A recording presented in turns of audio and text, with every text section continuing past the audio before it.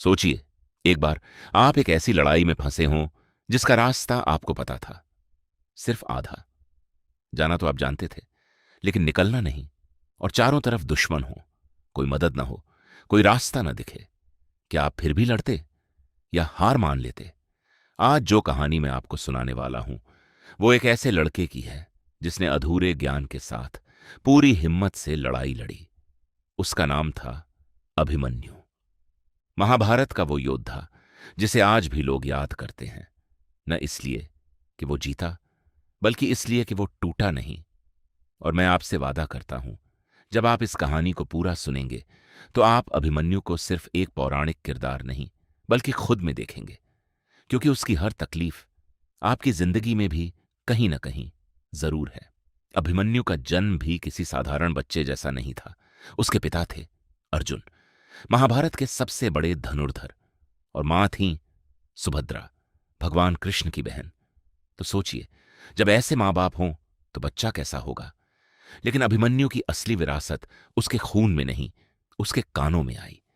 बात उन दिनों की है जब सुभद्रा गर्भवती थी। अर्जुन उनके पास बैठे थे और बातों बातों में उन्होंने चक्रव्यूह की रचना के बारे में बताना शुरू किया। चक्रव्यूह यानी एक ऐसी सैन्य रचना जो चक्र की तरह घूमती है। 7 परतें, हर परत पर एक से बढ़कर एक योद्धा। अंदर घुसना तो हो सकता है, लेकिन बाहर निकलना, वो एक अलग कला है। अर्जुन समझा रहे थे कैसे चक्रव्यूह में प्रवेश किया जाता है, एक एक परत को कैसे तोड़ा जाता है। और मां के पेट में अभिमन्यु ये सब सुन रहा था। लेकिन तभी सुभद्रा को नींद आ गई और अर्जुन रुक गए। अभिमन्यु ने सुना कैसे घुसते हैं चक्रव्यूह में, लेकिन कैसे निकलते हैं, वो हिस्सा वो कभी नहीं सुन पाया। यहां एक जिंदगी का सबक है। हम सब अधूरी जानकारी लेकर पैदा होते हैं। हमें बताया जाता है कि जिंदगी में कैसे जाए, स्कूल, नौकरी, शादी, घर। लेकिन अगर कोई मुश्किल आए, अगर हम किसी जाल में फंस जाएं, तो निकलना कैसे है, वो कोई नहीं सिखाता। अभिमन्यु हम सब की तरह था, जिसे आधा सच पता था। जैसे जैसे अभिमन्यु बड़ा हुआ, यह साफ होता गया कि वो कोई साधारण बच्चा नहीं है। उसने धनुर्विद्या सीखी अपने पिता अर्जुन से, तलवार चलाना सीखा, रथ चलाना सीखा। जो हुनर दूसरों को सालों में आता था, अभिमन्यु उसे महीनों में सीख लेता था। लेकिन सबसे बड़ी बात, उसमें डर नहीं था। आपने देखा होगा, कुछ बच्चे होते हैं जो हर चुनौती से डरते हैं, और कुछ बच्चे होते हैं जो चुनौती देखकर आंखें चमकाते हैं। अभिमन्यु दूसरी किस्म का था। उसकी शादी हुई राजा विराट की बेटी उत्तरा से। और महाभारत का युद्ध जब सामने आया तो अभिमन्यु की उम्र थी सिर्फ 16 साल। 16 साल। जब हम 16 साल के थे, हम अपने एग्जाम की टेंशन में डूबे थे, और अभिमन्यु कुरुक्षेत्र के मैदान में खड़ा था, जहां हर तरफ मौत थी। लेकिन उसने कभी यह नहीं सोचा मैं इतना छोटा हूं। उसने सोचा मैं जो हूं उसे पूरा दूंगा। महाभारत का युद्ध शुरू होता है। कुरुक्षेत्र का युद्ध शुरू हो चुका था। पांडव एक तरफ, कौरव दूसरी तरफ, और बीच में करोड़ों लोगों की किस्मत। युद्ध के 13वें दिन यानी द्रोण दिवस, गुरु द्रोणाचार्य ने एक चाल चली। उन्होंने चक्रव्यूह की रचना बनाई। ये वो दिन था जब धर्म और अधर्म दोनों एक दूसरे के आमने सामने खड़े थे। चक्रव्यूह बना और पांडव सेना में घबराहट फैल गई, क्योंकि चक्रव्यूह तोड़ना जानता था सिर्फ अर्जुन। और अर्जुन उस दिन वहां नहीं थे, उन्हें दूसरी जगह भेज दिया गया था। युधिष्ठिर ने सभी महारथियों को देखा, कोई नहीं जानता था। तब किसी ने कहा एक नाम है, अभिमन्यु। युधिष्ठिर ने पूछा क्या वो जानता है? जवाब मिला वो चक्रव्यूह में घुसना जानता है, निकलना नहीं। और यहां जिंदगी का सबसे कड़वा सच सामने आया। जब हमारे पास कोई चारा नहीं होता तो हम उस इंसान के पास जाते हैं जिसे आधा रास्ता पता है, और उस इंसान से पूछते हैं क्या तू चलेगा? युधिष्ठिर ने अभिमन्यु से पूछा, उस 16 साल के लड़के से, क्या तू चक्रव्यूह में जाएगा? अभिमन्यु ने एक पल रुककर कहा, ताऊ जी, मुझे पूरा रास्ता नहीं पता, लेकिन अंदर जाना मुझे आता है। मैं रास्ता बनाऊंगा, और जब मैं अंदर जाऊं तो आप सब मेरे पीछे आना। आप सब मेरे पीछे आना। यह था वो वादा जो उसने सबसे किया। और वादा यह था मैं अकेला नहीं लड़ूंगा, आप मेरे साथ आओगे। लेकिन किस्मत को कुछ और मंजूर था। युधिष्ठिर ने कहा, हां, हम सब तेरे पीछे आएंगे। भीम, धृष्टद्युम्न, नकुल, सहदेव, सब। अभिमन्यु ने हां कह दिया। वो मुड़ा, रथ पर चढ़ा और चक्रव्यूह की तरफ बढ़ गया।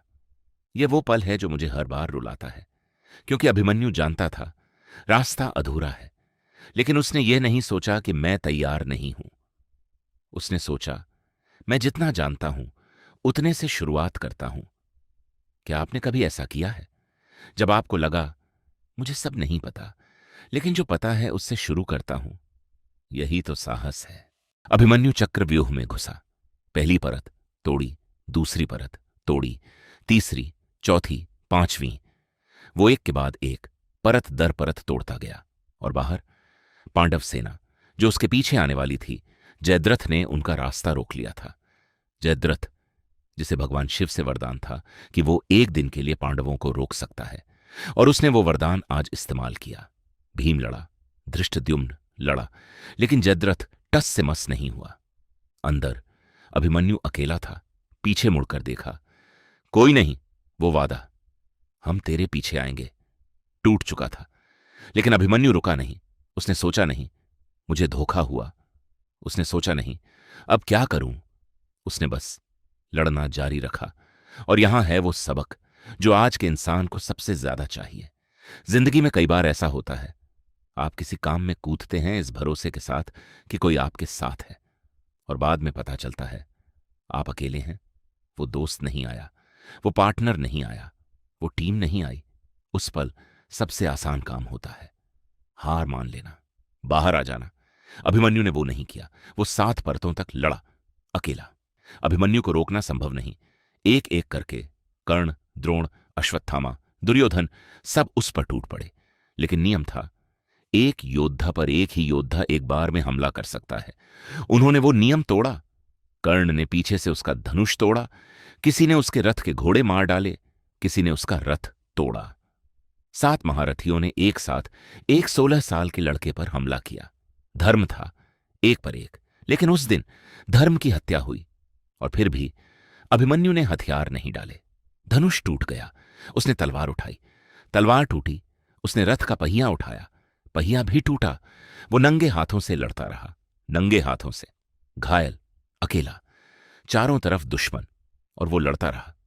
यह सिर्फ कहानी नहीं है, ये उस इंसान की तस्वीर है जिसे जिंदगी ने सब कुछ छीन लिया हो और वो फिर भी खड़ा हो। आपने ऐसे लोग देखे होंगे जिनकी नौकरी गई, रिश्ते टूटे, पैसे खत्म हुए, लेकिन वो झुके नहीं। वो अभिमन्यु की औलाद है। वो पल आया, अभिमन्यु गिरा, एक योद्धा की तरह, सीना तानकर, आंखें खुली, जमीन पर। वो 16 साल का लड़का जो मां के पेट में कहानी सुनते सुनते सो गई हुई मां के साथ सोया था, आज कुरुक्षेत्र की धूल में सो गया। जब अर्जुन को खबर मिली, उनकी आंखों से आंसू नहीं निकले, वो पत्थर हो गए, क्योंकि कुछ दर्द इतने बड़े होते हैं, वो रोने से बाहर होते हैं।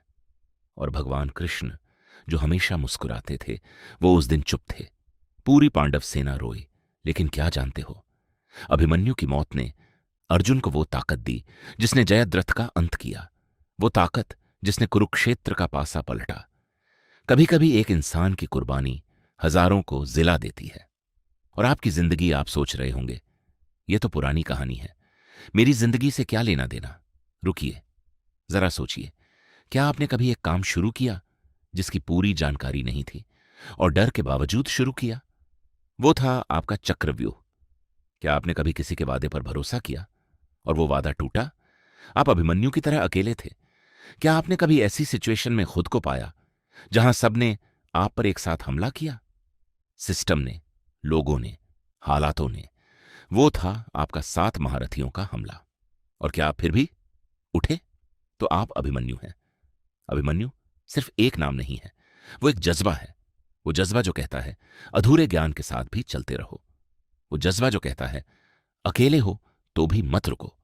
वो जज्बा जो कहता है जब सब छिन जाए तब भी इंसान के पास खुद होता है। अभिमन्यु जीतकर नहीं गया, लेकिन वो टूटकर भी नहीं गया, और यही उसकी जीत थी।